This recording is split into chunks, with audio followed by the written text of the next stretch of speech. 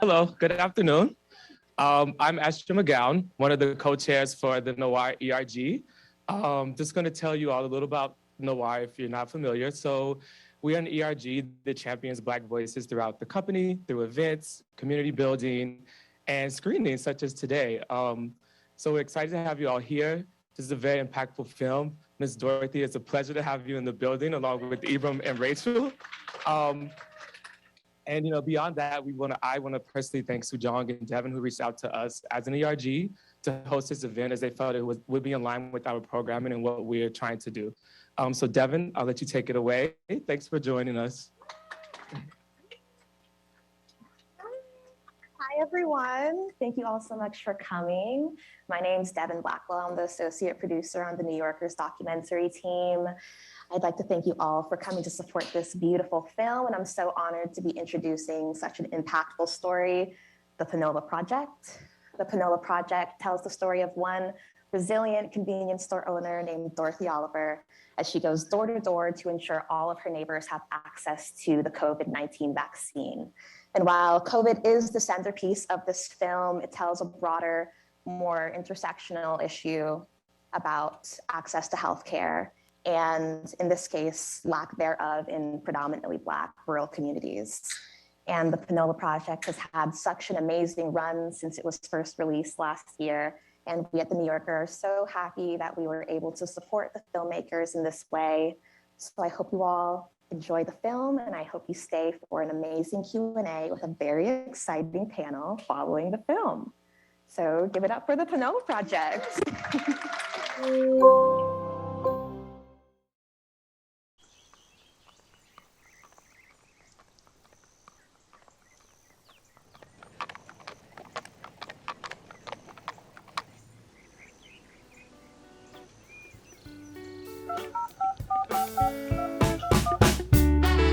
Hey, Money, this is your grandmama. Hey, Jonelle, this is Dorothy. Hey, Tam, how you doing?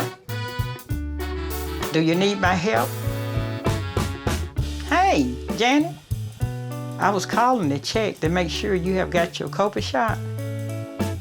You want me to try to find out who got openings and let you know? Well, all right then, dear. We'll talk to you later now. Thanks a lot.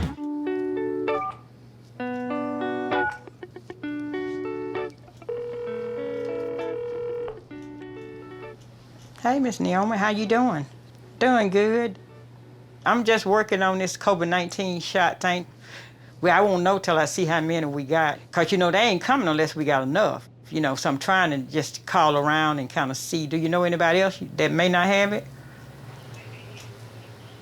Oh my goodness. Oh, okay. So that way, okay.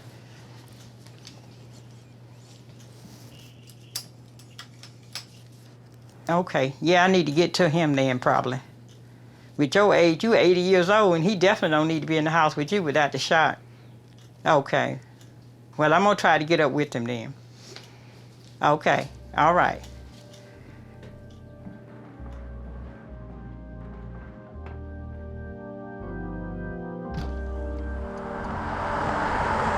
We in this rural area got to fight for our life, With this COVID going on, I mean, it changed everything. Even though we're a small town, it changed us too.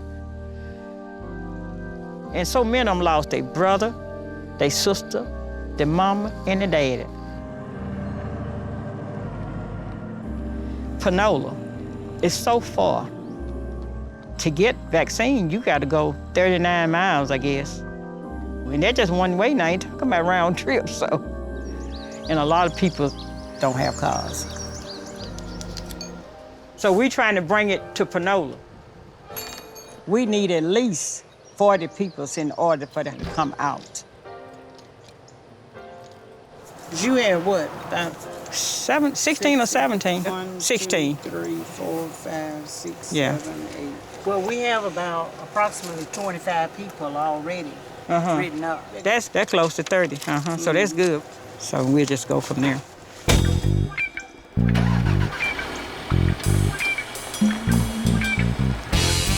If we can't get the shots, we're gonna have sick folks. That's just the bottom line.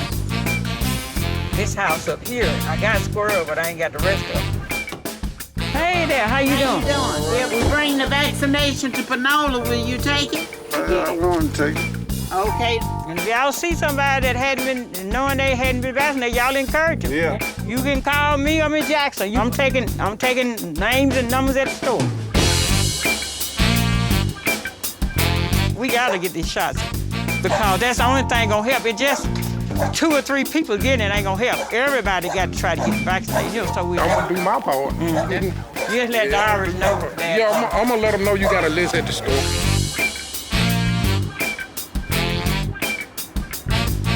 Hey, how y'all doing? You doing all right? Yes, ma'am. You done had your shot? I just really haven't made my mind up to take it for real. You think it gonna do something? I mean, what's your hesitation? You now? had the virus yet? Yeah, I done had. You have? And that wasn't enough for you to make your mind up? I'm gonna get you in a minute. This is what you need to think about, though. I got through it that time. I can't take that chance no more. That's what you better I mean, serious, I would think about that. Cause you see it can hit you, right? Yeah. Okay, so I wouldn't take that chance. I'd go For a ahead. long time, I wasn't gonna catch it. That's what I'm talking about. That's what I'm saying, yeah. So, can put you on the list then, right? I don't know, Miss He Dorothy. hadn't made up his mind. Ha! I thought I just made your mind up. He know he gotta take that shot, cause this stuff ain't no joke. Have you had your vaccination? Ma'am? If it comes to Panola, Yes, ma'am. then you'll be interested in taking it. Yeah, ma'am. And she got a husband too, so go on put him down. She done talked him into it now. Look at he still test. Said, baby, come on with me, baby. My niece, my nephew's wife, it hit her Friday on her birthday, that Friday on her birthday. When it hit her, it actually had a little cold or something. You know, had to like, ooh, I'm getting sick, I look cold or something. And then she, a little worse the next day, she died Sunday night. You can't take chances. I tell anybody, don't take no chances.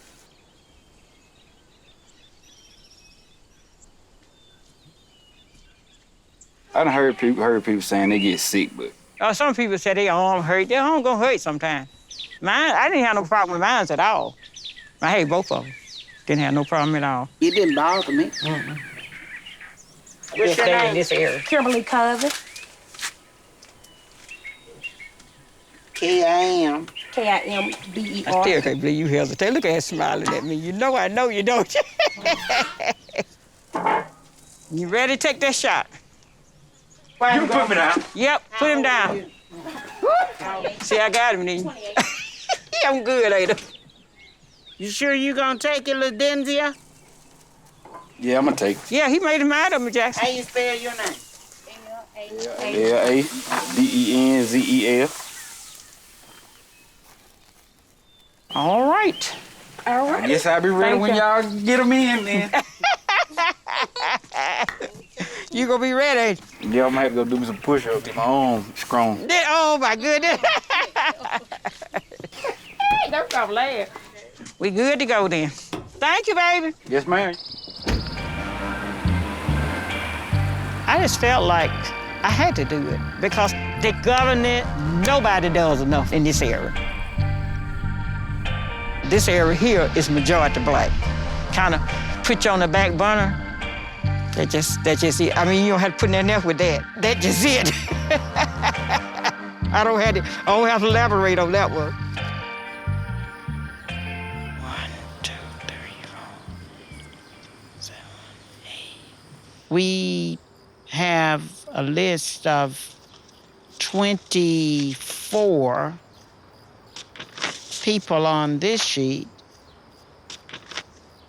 and it's 16 on this That's sheet. it. We probably got right at 40 probably. Yes. Close to right at 40, so today. So you gonna try to get everything to them tonight or tomorrow? Yes. I'll get them this information tonight. Okay.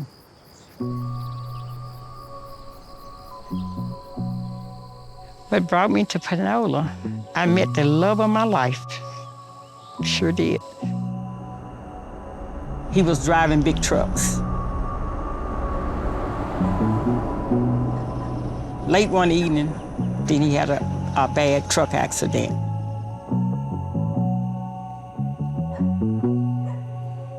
They said he will not last to Birmingham because his main artery is cut in two.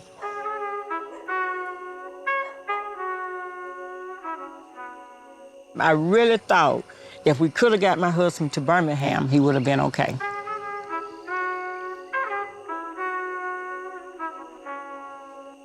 That's the reason I work so hard. I'm serious, because it's in my heart to do what I need to do to help people.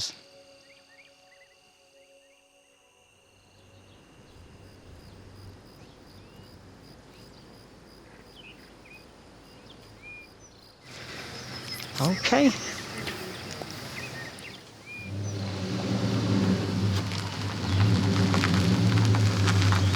Hey, Fonzo, you ready? Hey, Miss Jackson. Hey, how you doing? Doing good today. This woman probably been here. She probably been here since daylight. She ain't played, I tell you. Hey there. How you doing? I know this ain't not a hopper. Yeah. Lightning, you still dancing like you used to? Still playing music. All right then.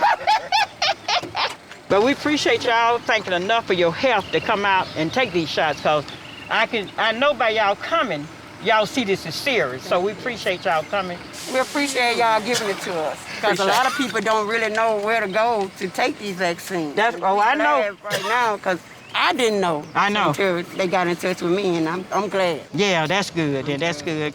We want to get back to what? Normal, don't we? That's it. Lightning want to go to this, want to get a big party in his yard, right? Yes. All right, that's what I'm talking about. That's important. That's all right there. Well, you take care now here and stay safe, because that's what we want you all to do. That's why we're working so hard. All right, dear. All right. Okay. This the one that lied. I done had my vaccine, and no, she ain't had it. You came and then Miss Jackson came? Yeah, that's I told both of y'all a different lie. I got your shot. You okay? Relax on, relax. That's it. See, a lot of them lie to be waiting till late to come. I didn't want to get it. I was afraid. I had anxiety about getting it. I understand that. A lot of people is like that. He on his way. And Jerry Harrison, he done been here. Oh, she done been here too.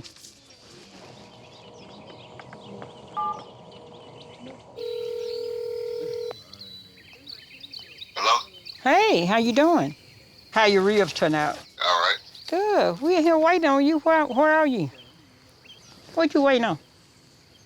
Noon ain't here right now. Oh, okay. They're gonna be here till 12 now. You better not take no chances, baby. You better get it if you can. Girl, you got a little baby. I'm gonna get back. I should come on back for 12. Okay, all right then. Okay. All right, take care, bye-bye.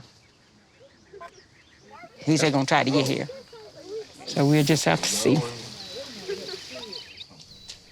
How y'all think it going? Great. Great, good. I think everybody was pleased too, because I talking to a lot of them, they said, it didn't hurt. I just felt it, that's it. I said, well, go take some Tylenol, take another They're one scared, they saw everything on TV, and when they see the little injection, they're like, what, that's all?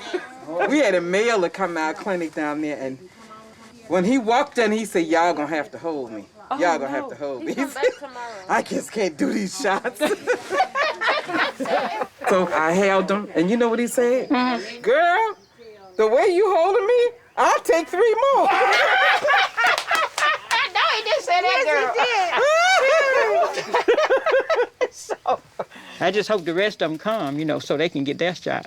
I tell you, still a lot of them out there ain't got it, though. Yeah, we got 2 vials more. They got to come on. That's what I'm talking about. We ain't got long.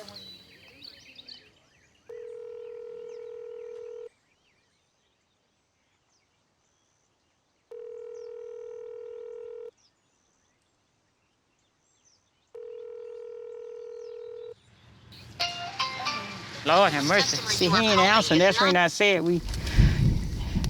it just sounded like to me he done chicken out. I hate to say that, but I thought I had him.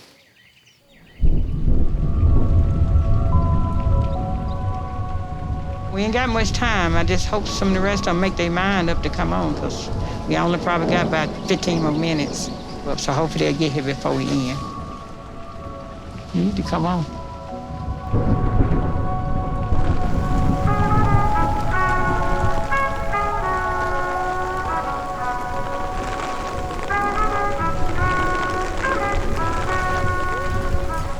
Oh, here he come, y'all. Well, that's him, I think. All right, that's his car. That's him. There you go. You made it, didn't you? Yes, ma'am. We glad you made it. I was scared you got kind of a little nervous. I was kind of scared, but thank God. Well, that's good. I'm not afraid of a shot. Right. I was nervous you wasn't coming. You might not be. Here they come. Hi, how you doing? All right, how you doing? All right, so I'm gonna give you your Moderna vaccine. So I just need you to relax. That's all I do. Don't tighten up. Medicine on you. That's it. That's it? All right. You can take Tylenol if you have any pain or discomfort. Okay. How did it feel? It wasn't bad. I told you that. Yeah, I bet you felt a little stuff. How did your baby back ribs come out? Well, it came out pretty good. They weren't no pretty good. I heard about them ribs. Them things came out good. I heard about real tender. I know they was. Woo. We glad you made it. That is wonderful. We glad you made it.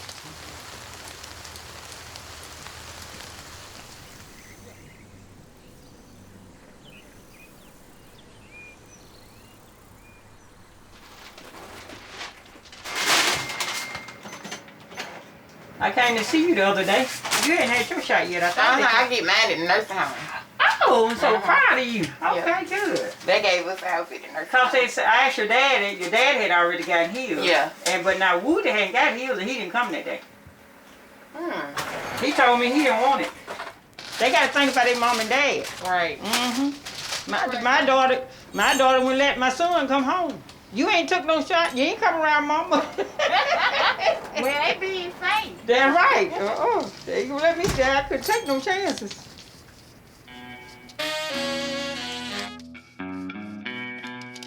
I can tell you, we got the majority of them vaccinated, and I feel good. We got that few that I'm gonna still work on. I ain't stopping until they said the work is done. I don't give up on them, I'll tell you that. I can tell you right now.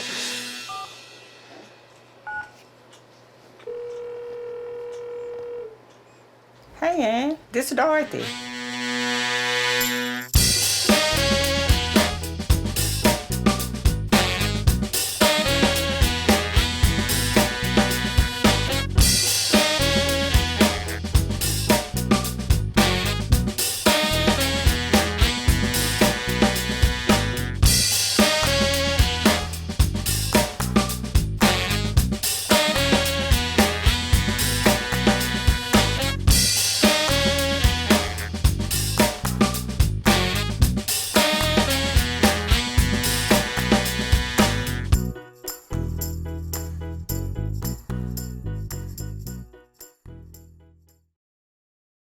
Hello and thank you to Condé Nast, The New Yorker, and Oxfam for putting together this screening of the inspiring Panola Project. I also want to take a moment to acknowledge the members of this incredible panel. I have to say, Ibram is somebody I so look up to in the way that unflinchingly he confronts racism and inequality and really pushes America to meet a moral moment. I thank him for his words, his writings, his actions, and of course, Rachael DeCruz. You have created something that is so beautiful, so important. I would say it is urgent. Thank you for your advocacy and for your work capturing the tireless efforts of Dorothy. And Dorothy, thank you, thank you, thank you. I'm grateful to Dorothy for recognizing her immense power to make progress in her community, to protect her neighbors from a novel virus sweeping the globe, and for her dogged, persistent determination to not give up, and as a result, nearly every adult received a vaccination in her community. That is the power of Dorothy's courage and something that should inspire the same in all of us. Thank you.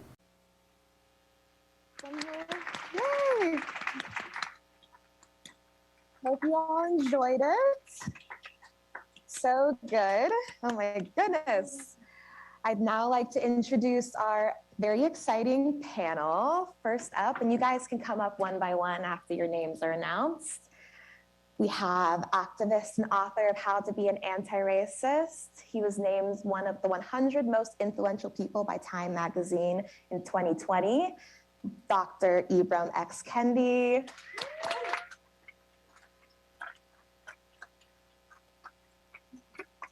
Next up, we have one half of the dynamic directing duo behind this amazing film and the associate director of advocacy for Boston University's Center for Anti-Racist Research, Rachael DeCruz.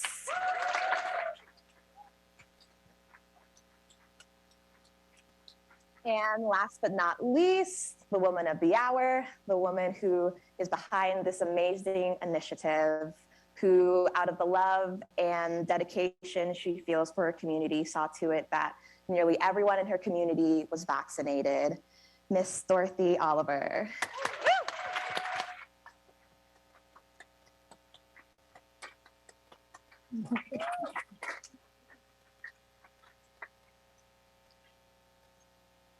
Well, I'm just truly honored to be here with each of you, but I'm especially honored to be here with you, Miss Dorothy. Thank you. And I'm just struck by something you said towards the end of the film. You said, "I don't give up on them." And I wanted us to start there because in many ways, so many people have given up on their community members. And so why have you decided to not give up on yours? I decided not to give up on my community because ever since I've been there, I've been working in that community. And I know my community, because if I give up, they're not gonna do. You just about gotta push them a little bit. So I know if I've given up, it'd be a lot of sick folks, dying folks, you know, because a lot of them don't even have ways to go. Even the phones don't even work, you know, in a lot of cases. People have to drive distance just to make the cell phone pick up, you know, try to make an appointment.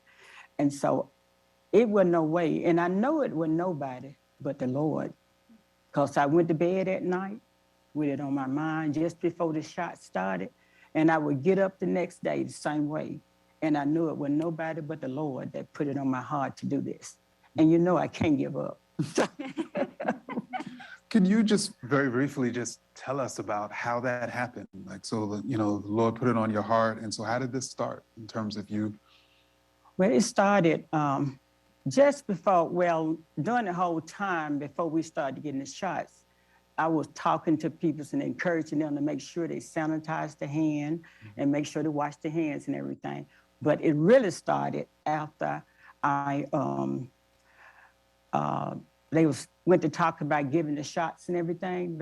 I said, well, I knew what I got to do. So that's how I got started. And I started calling even before they started the shots to let them know, educate people about it, and let them know how serious this disease is. So that's how I got started and went from there.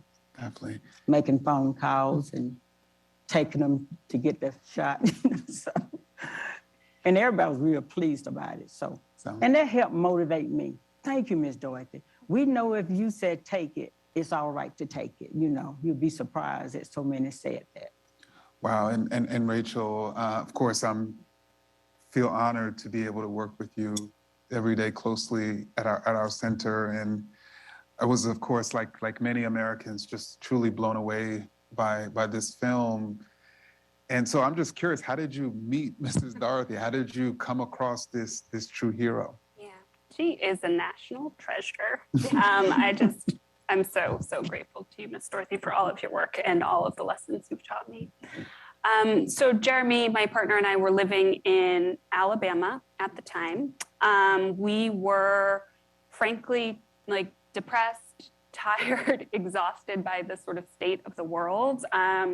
It was sort of shortly after we witnessed the insurrection at the Capitol. The vaccine had come out, and so there was a little bit of hope on the horizon. but we were living in Alabama, and it was a state with, continues to be a state with one of the lowest vaccination rates in the country. So folks just weren't taking the shot at the rate that we were hoping to see. And so we were like, okay, well, we could continue to sit in our rooms and just feel bad about the world, or we could try to go make a film about something that's hopeful, right? And something that could both selfishly inspire us and also hopefully inspire folks across the country. And so we were just reading an article and we came across Miss Dorothy's work, and we were like, well, this certainly sounds inspiring and beautiful. And, we tried to call the general store. The number that was listed online didn't work. And we're like, let's drive to Panola. And so Panola is not super far from Tuscaloosa. It's about an hour or so, I think. We made the drive and we just walked into her general store one day. We were like, hey, we heard about your work. And, Dorothy really, she just welcomed us with such open arms in the way that you see her do with so many folks throughout the film. We had like a 3-hour-long conversation with her. And, Jeremy and I had been mostly isolating. So this was like one of the longest in-person conversations we'd had with someone in a while. But it was just so clear, like immediately upon meeting her, how dedicated she was, how important and necessary the work was that she was doing. And, she was like fielding phone calls while we were in there talking with her. People were coming in. She was like, have you gotten your shot? She's like taking every moment and opportunity to do that work that we see her do in the film. And so I'm just really grateful that she kind of let us come with a camera and document the work that was already happening. And I know will continue, has continued and will continue long after we're gone. So. And what was striking, Ms. Dorothy, was just the respect that folks in your community had and have for you. How did you build those relationships? Because certainly so much has happened before this film in order for your community members to respond in that way. Yes, I guess because I did so much even before, this even started, because I worked with the commission again, along with some people. So I worked with waste management for like 32 years. And what happened, we just tried to get them to, I guess respect is because I did so much. I hope in other ways. We opened up a daycare center. I worked with the community center, in different organizations. And then having a store helped a whole lot, because so many people made me even know a lot more of them, white and black, so. And I think that's what helped a whole lot, just everybody know me. I talk all the time. So that's another thing. I'm always trying to encourage somebody to do something. It ain't necessarily to be public. Do you have a church home? You need to go to church. I just talk to them as I see them, and they all responded positive all the time. Wow. And I only had one that didn't act right, but I got them on board.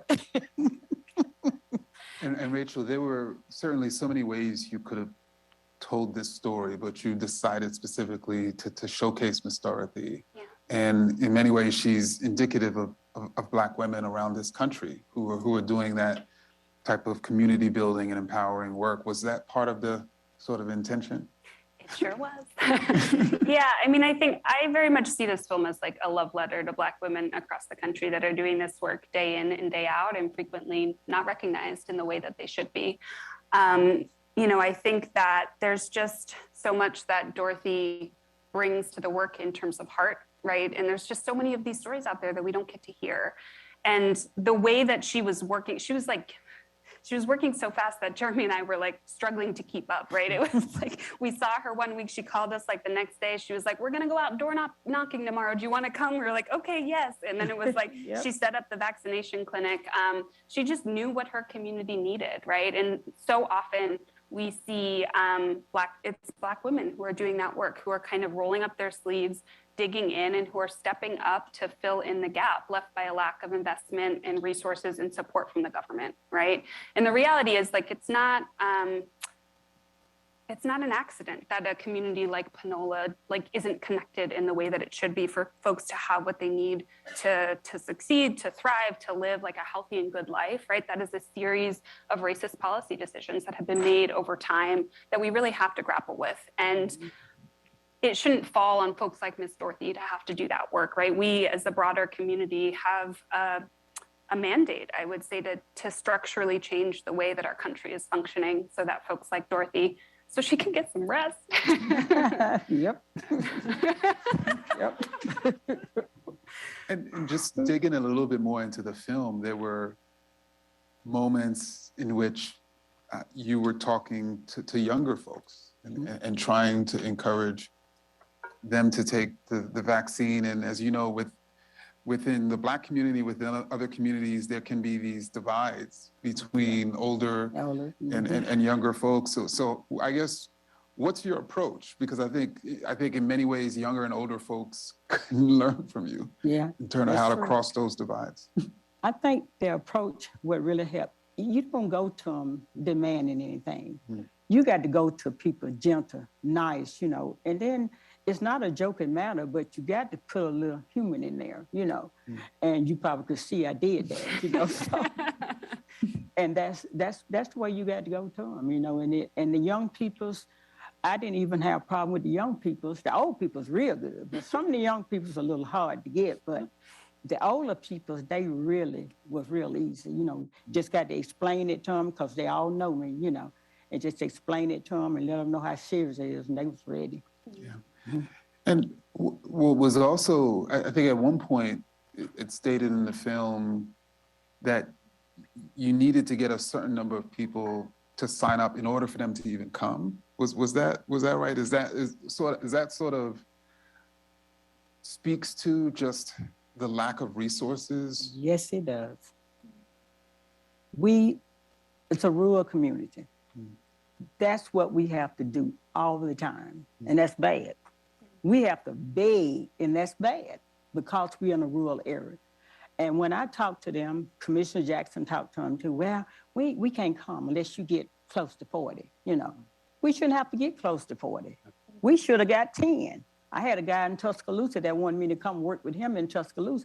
I'll come up there. You ain't got but 3. You know what I'm saying? But my own county, Sumter County, had guidelines and stuff to go by. And I think when this COVID-19 here, we shouldn't have no guidelines talking about when you come give the shot. Give it when the people's need it. We had to drive 39 miles. I didn't wait on them till I went on, got mine, and then I turned around and made sure everybody else get their vaccination, So it's rural area. Yeah. And we, like I said in the film, we got to fight all the time. I'm fighting right now, trying to get a storm shelter, fighting right now with different ones, trying to get a better phone system in Panola. This guy told me, I can't make no appointment, Miss Dorothy. It don't pick up, my phone don't pick up at my house. I got to drive up closer up to Panola, where he in Panola, but you know how they be further out in the rural area, and they don't have access to stuff, So I'm working with Commissioner Jackson right now, trying to get that done. It reminded me of early in the pandemic when one of the guidelines was encouraging people to wash their hands in their sinks. And there are people who don't have running water, right? From, that's right. In rural areas and even in Detroit, Michigan. Right. Rachel, in terms of this film, what are some of the lessons you hope that people take away, not just specifically as it relates to vaccinating people, but just public health more broadly? Yeah, I think there's a lot that we can learn from Miss Dorothy. I mean, we kind of already touched on one. The first is just like, how do we have conversations with folks, right? And Dorothy just does such a beautiful job of meeting people where they're at, taking people's questions seriously, kind of genuinely engaging, connecting with them, and then trying to move them towards action, right? And I think that's about how do we get folks to do things public health wise, but also just any issue that's contentious in this country. I feel like that's sort of a really good model for how we can have conversations across difference. And I just want to quickly share a story. One of the folks that we met while Dorothy was doing door knocking, he was one of the younger folks, and he was the only person I would say in Panola that we encountered while we were there who was more on the vaccine, just kind of conspiracy theory side of things, right? And I learned so much watching Dorothy and Ms. Jackson talk with him. That could have very easily escalated to a yelling like match where folks are just like leave and are really frustrated. They had a really beautiful conversation and they all ended it by saying, I love you. And it was just like, that's the power of like trust and relationships. And that cuts across all issues, I would say. I also think we need more local leaders like Dorothy in office, right? Ms. I know. Ms. Jackson is incredible. She's like a beautiful bridge between the government and community, right? She works really hand in hand with Ms. Dorothy. And so that's another model too, and another lesson, right? How do we pair the folks who are working in government, who are committed to trying to do this work, with the community leaders who have really deep trust, respect, and care for the folks that live there and are able to really know what people need, right? Because so many times it's people coming in from outside trying to tell folks what to do. And we have all of the resources, all of the brilliance, and all of the resilience that's needed within a local community. What's frequently missing is like resources and then organizing. Ms. Dorothy, can you just share with us just a little bit more about Panola as a town? I hear through the grapevine it's close to Mississippi. Yeah, it is. It's close to Mississippi. You could just share with us, you know, for those of us who are going to try to check it out. I'm going to check it out. Yeah, it definitely is closer to Mississippi. Matter of fact, my church is in Mississippi. My home church, you know, where I raised up, everything was in Mississippi, a little small town, Cooksville, Mississippi. But it's just a rural area, and coming into Panola, you got to try to come Tuscaloosa way or Columbus, you know, because if you're gonna fly in, you got a long way to drive when you get off the plane. So, but Tuscaloosa it's about 70 some miles from us. And then, of course, now we don't even have an airport in Tuscaloosa that you can fly. You have to fly into Birmingham, which is about, that's at 2 hours from us. And coming in from Mississippi, they do have an airport over there. It's about 55 miles from us. So, and I don't think you can come another direction unless you drive. You could come in through Montgomery that way too, but I'm not sure. I don't know, Montgomery even have an airport or not. Do you know? I'm not sure. I don't know for sure, but that's where you got to come in, and you'll see the rural towns, some more rural towns as you're driving in, you know. Wow. And, you know, you mentioned, of course, the struggles with the phone system. We've talked about the lack of health resources. Are there any other issues that your community members are facing and struggling with? We're struggling with, been struggling for years trying to get a storm shelter. That's another job I got. To try to get, when the tornado, we get a warning, I got to get the community center open. I got a guy that I call, get it open for me, and everybody calling, where can we go? We do go to community center, but you know, that still ain't safe, you know what I mean? So, and then I talked to, I don't know who I talked to, one of the local governments about housing in that community, much needed in that community too.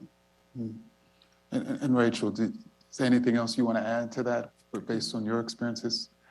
I was just so blown away at how like kind and welcoming everyone from Panola was. You know, I think in many ways it was because we were rolling around with Miss Dorothy. So I think when you do that, you're going to be okay, you know, and Miss Jackson as well, of course. But yeah, it just felt very much, there was just a sense of community there that I personally haven't experienced like in my adult life, and that I feel like I've always craved. And it was just really beautiful to see the ways that they came together to support each other, to take care of each other, right? And Miss Dorothy's retired and she's running this general store like simply out of like her care for the community, right? Because folks have to drive a really long way to get to the closest grocery store. So she was like, let's open up a little store here so folks can get what they need. There's just a deep love and care there that is it was so refreshing, especially, you know, it's like you spend time on social media. It's a really dark place there. We're all just yelling at each other online. And then you kind of go to places like Panola and you remember why it all matters. And Rachel, also, I think when we're thinking nationally, in many ways, when people, particularly politically, are thinking of rural Americans, they're not necessarily thinking about them and their needs, and they're certainly not thinking about Black rural, you know, Americans. And so by you, of course, spending some time there, like what else did you learn, about Black rural Americans in small towns that you'd like others of us to know and understand? Yeah, thank you for that question. And I think that was another thing that kind of drove Jeremy and I to make this film. It is like, right, when the mainstream media is talking about rural America, they're frequently talking about rural white America. And we were really curious how rural Black America was grappling with the pandemic, right? And what we found was just like deep mutual support networks being created, led by Dorothy, led by Ms. Jackson.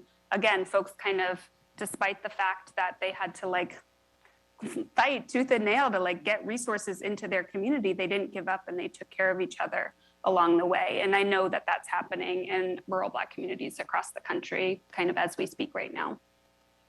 So Ms. Dorothy, I'm just curious, like what keeps you going? Like what drives you each day? How can I get your energy? My husband tell me, sometimes he pull the rope. You need to go call my daughter. She won't stop. I tried to stop her. She doing this, she needs this rest, And I know, I definitely got the energy. I just keep going, still working right now, trying to make some other things happen. And I don't know, look like I feel better when I move. I'm kind of like the young lady I talked to earlier. She's like, I said, I have to stay busy. I just, to me, I said, to stop, this need to be done, make a phone call. We need to try to talk to Senator Singleton to see what, I'm just constantly doing something trying to help the community. And I don't know where I get the energy, but I definitely got the energy. And I don't like sitting around. He can tell you I'm in the store, I'm doing something. I may sit there, he likes the TV. But anyway, I have to get on him. He likes the TV. He likes the Western. And you ain't did nothing today. So, but I like the stuff to be in order. I'm the kind of person, I need it to be right, And same way at the house. If I get up next morning, you'll left dishes, like, didn't I wash some dishes? So I believe in putting 100% in. I just don't want to do anything unless I'm putting 100% in it. And that's just where I am. Same way with my church. I'm leading them the same way, trying to, make things happen there. And Rachel, I'm curious, is there's something that I'm sure you had so much footage, right? Is there any additional stories that were close to making the film that you want to share that you think really continues to add to the, to the value and importance of this story? Yeah, one would certainly be the conversation with the gentleman that I mentioned was kind of going down the conspiracy theory rabbit hole. We were worried that in such a short amount of time that if we gave air to that versus like the many other conversations we had that were pretty different than that it would give people sort of a skewed sense of where folks were at. However, I would like to say that Miss Dorothy and Ms. Jackson kept on him over and over and over. Yep. And after 6 months, he got his vaccine, so he's vaccinated.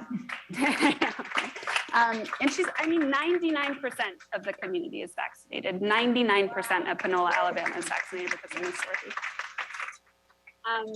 And then another story, I really love the moment in the car at the vaccine clinic day where the woman is saying that Miss Dorothy asked her if she'd had her shot and she lied to her, and then Miss Jackson asked her and she lied to her too. There was a much longer conversation with that where she was really like sharing like how scared she was and her fear, and like she lied because she well, first of all, I think she knew that Ms. Dorothy and Ms. Jackson wouldn't stop until she said yes, and she was concerned about getting the vaccine and what that meant for her. But it was just a really beautiful interaction that we had to cut down quite a bit, and that also made me sad. It's really sad to have to not be able to include all of it. Thank you all, everybody, for your questions. Ibram needs to leave us. You did amazing. Thank you so much for coming. All of your insight was so valuable. We do have some time for additional Q&As from the audience. If anybody else has any lingering questions, stay behind and we'd love to hear from you. Anyone? No? All right. Well, we'll be here. Miss Dorothy will be here and we'll be around to answer any questions. I'd like to thank you all for coming out to support the Panola Project, and I hope your support for the film doesn't stop in this room. As you hear, Miss Dorothy is getting this medal. You'll see to it. Be sure to keep up with the New Yorker documentary and everything that we have coming out for the remainder of the year. Thank you to Noir, Ashton, Melissa for being our partners in this. Thank you, Oxfam. Jackie, you all were so helpful in pulling all of this together. And yeah, thank you all.